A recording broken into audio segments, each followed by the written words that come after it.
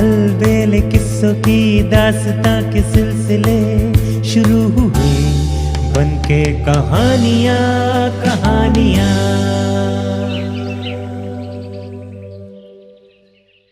आइए सुनते हैं आज की कहानी जयदूत और भूत। जयदूत नाम का व्यक्ति झिज्जर नाम के गांव में रहता था। वो बहुत मेहनती था और ताकत उसमें पहलवानों जैसी थी। एक दिन ऐसा हुआ कि कुछ काम से उसे पास के गांव जाना पड़ा।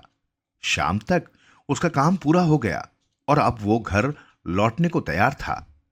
रास्ते में एक घना जंगल था, इसलिए उसके दोस्तों ने रात गांव में ही बिताने की सलाह दी।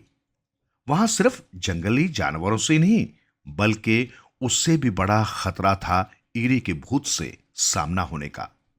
ईरी अपने जीवन में शिकारी हुआ करता था, जो मरने के बाद भूत बनकर आसपास के गांव में लोगों को सताने लगा था। इसके कुत्ते के भौंकने की आवाज सुनकर किसना की किस्मत ही फूट गई। एक ने बताया उसकी पत्नी बीमार हो गई, रहस्यमय हालत में फसल जल गई और उसकी गाय पहाड़ की चोटी से गिर गई। मैं तो ऐसा खतरा कभी ना मोल लूं।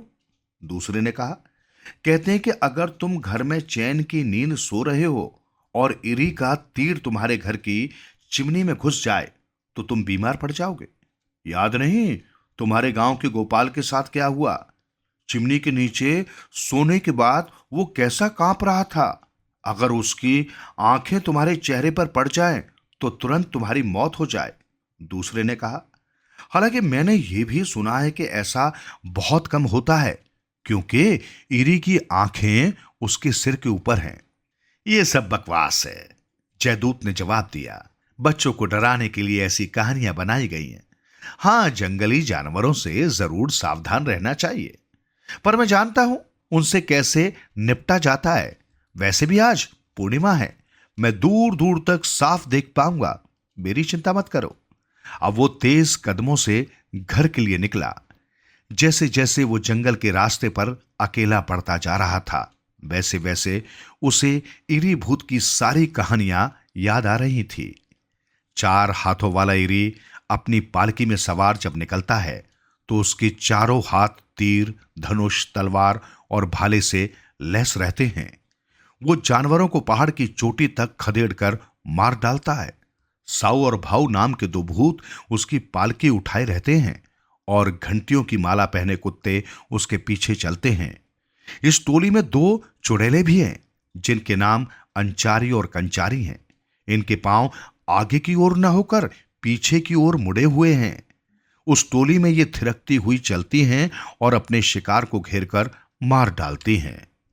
अंधेरी रातों में दूसरों को डराने के लिए लोग ऐसी ऐसी कहानियां गढ़ते हैं। जयदूत ने सोचा, किसी ने उसे देखा भी है? जब तक खुद नहीं देख लेता मैं तो विश्वास नहीं करता। बहुत निश्चिंत होकर वो आगे बढ़ रहा था। जंगली जानवरों जैसे भालू और तेंदुओं से वो सतर्क भी था, जो उसके ऊपर हमला कर सकते थे। गांव पहुंचने के रास्ते को वो आधा से ज्यादा पार कर चुका था जब उसने रास्ते के किनारे कुछ पड़ा हुआ देखा। ये एक मरा हुआ हिरण था। क्या चीते और तेंदुए कहीं आसपास ही हैं? उसे आशंका हुई, पर वे इसे ले जाने के बजाय यहां छोड़ क्यों गए? शायद उसके कदमों की आहट ने उन्हें डरा दिया होगा। लेकिन जब जयदूत उस हिरण के पास पहुंचा, उसे बड़ी अजीब सी बात दिखी। उस जानवर के शरीर पर कहीं भी घाव या खरोच का निशान नहीं थे। अचानक उसे कुछ और भी याद आया, जो उसने सुना था। इरी के तीर से मारे गए जानवर के शरीर पर घाव के निशान नहीं होते। अभी ये बात उसके दिमाग में आई ही होगी कि उसके कानों में घुंघरुओं की धीमी आवाज, जैसी जानवरों के गले में लटकी घंटियों की होती है, आने लगी। वो सोच ही रहा था कि यह आवाज किसकी है। उसके कानों में एक दूसरी आवाज पड़ी। उसे लगा जैसे कोई चिल्लाता हुआ जानवरों को घेरकर उसका शिकार करने की कोशिश में आगे बढ़ रहा है। इस समय शिकार के लिए कौन निकलेगा? उसने सोचा, कहीं ये उस शिकारी का भूत तो नहीं? नहीं नहीं, ये मेरा भ्रम है। उन लोगों की बात मुझे सुननी नहीं चाहिए थी। उसने सोचा, कैसी बेकार की बातें उन्होंने मेरे दिमाग में भर दी हैं। मजबूत इरादों के साथ जयदूत ने अपने दिमाग से इन बातों को झटका और अपनी चाल बढ़ाई। अगर वो इस गति से चलता रहा तो आधे घंटे में घर पहुंच जाएगा। उन आवाजों पर वो जितना ध्यान न देने की कोशिश कर रहा था, आवाजें और तेज होती जा रही थी। आगे बढ़ते हुए वो मुड़ा ही था कि उसके सामने अजीब अजीब शक्लों वाले जीवों का एक समूह, गले में घंटियां बजाते, जबरेदार बालों वाले कुत्ते, लंबे खुले बाल लहराती हुई ऊंचे कद की औरतें और एक बड़ी सी पालकी पर अजीबो गरीब आकृति जिसके 4 हाथों में तीर, धनुष, भाला और तलवार था, अचानक से सामने आ गया। इरी, जयदूत ने सोचा, नहीं, मेरा दिमाग खराब हो गया है। यह सच नहीं हो सकता। इन आकृतियों को हटाने के लिए वो अपने सर को हिलाने लगा, मगर वे कहीं नहीं गई। क्या वे सच में मेरे सामने हैं? उसने दोबारा सोचा, या ये मेरा भ्रम है? एक तरीका है जिससे मैं पता कर सकता हूं। आगे बढ़कर उसने पालकी को पकड़ लिया। पकड़ते ही उसके पूरे शरीर में झुंझुनी दौड़ गई। पीछे से कड़कती गरजती एक आवाज आई, कौन है जिसने पालकी को छूने की हिम्मत की? क्या तुम्हें मालूम नहीं कि तुम्हारा क्या हर्ष हो सकता है? फौरन इसे छोड़ो। मैं इसे नहीं छोड़ूंगा। जयदूत ने भी कड़कती आवाज में कहा, लोगों को भयभीत करने वाले तुम कौन हो? भूत जोर से हंसा। उसके अट्टहास की आवाज ऐसी थी, अगर कोई सुन ले तो उसका दिल दहल जाए। लेकिन जयदूत भयभीत नहीं हुआ। तुम्हें नहीं मालूम कि मैं कौन हूं? उसने पूछा। अगर अपना और अपने प्यारों का जीवन चाहते हो तो अभी के अभी मेरी पालकी छोड़ो। मैं जयदूत हूं, यहीं पास के गांव में रहता हूं। पालकी को जोर से पकड़ते हुए उसने चिल्लाकर कहा, साऊ और भाऊ। पालकी ढोने वाले भूतों ने उसका हाथ छुड़ाने की बहुत कोशिश की, पर जयदूत ने उसे और मजबूती से पकड़ लिया। पिछले साल अपने इन्हीं हाथों से मैंने एक भालू मार गिराया था। मैं तुम जैसे जीवों से नहीं डरता। अपने पैर मजबूती से जमाते हुए उसने कहा, इंसान कितना ताकतवर होता है, आज वो इन भूतों को दिखा देगा। अंचारी अपने नुकीले नाखून उसके शरीर में चुभोने लगी। भयावह कुत्ते उसकी एड़ियों पर झपटे, लेकिन यमदूत नहीं हिला। मैं तुम्हें पहाड़ की चोटी तक घसीट कर ले जाऊंगा, इरी ने गुस्से से कहा।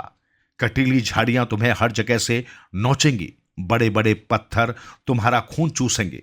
मेरी पालकी हवा में उड़ जाएगी, तब तुम क्या करोगे? मैं बस इसे पकड़कर रखूंगा, अपने दांत भींचते हुए जयदूत ने कहा। पालकी ढोने वाले दोनों भूतों ने उसके हाथ लगभग उखाड़ ही दिए थे। तुम मुझे अगर नरक भी ले जाओ तब भी मैं इसे पकड़कर रखूंगा। इरी दोबारा हंसा। तुम सच में बहादुर हो, उसने कहा। अगर तुम इसे छोड़ दो तो मैं तुम्हें एक वरदान दूंगा। मांगो, क्या चाहते हो? जयदूत ने पल भर के लिए सोचा। वो क्या मांगे? जमीन, सोना, गाय, बैल या घोड़े? ये सब उसके पास जरूरत भर थे। मैं चाहता हूं कि तुम आसपास के गांव के लोगों को सताना बंद कर दो, उसने कहा। मान लिया? इरी ने रौबदार आवाज में कहा। मैं वादा करता हूं इन जगहों पर अपना अड्डा कभी नहीं जमाऊंगा। जयदूत ने पालकी से अपना हाथ हटाया। पलक झपकते ही रास्ता फिर से सुनसान हो गया। इरी, उसकी पालकी, साऊ भाऊ, चुड़ैलें, कुत्ते ऐसे गायब हुए मानो वहां थे ही नहीं। अगर उसका हाथ दर्द नहीं कर रहा होता तो उसे भी लगता कि उसका ये भ्रम है। अरे, इतनी रात गए तुम जंगल के रास्ते से क्यों आए? दरवाजा खोलते ही उसकी पत्नी ने पूछा। अगर तुम्हें कहीं इरी मिल जाता तो? मुझे मिला था। मैंने उससे वादा लिया है कि अब वो हमें कभी नहीं सताएगा। तुम ऐसे घूर क्यों रही हो? जयदूत ने अपनी घबराई हुई पत्नी से कहा। जल्दी से अब मुझे कुछ खाने को दे दो। अपने वादे के मुताबिक इरी ने आसपास के गांव के लोगों को फिर कभी नहीं सताया। जयदूत बहुत समृद्ध हो गया था। लोग हमेशा कहते हैं कि ऐसा इसलिए हुआ क्योंकि इरी से सामना होने के बाद भी वो बच गया। हालांकि वो हमेशा कहता रहा कि ये उसकी मेहनत का नतीजा है।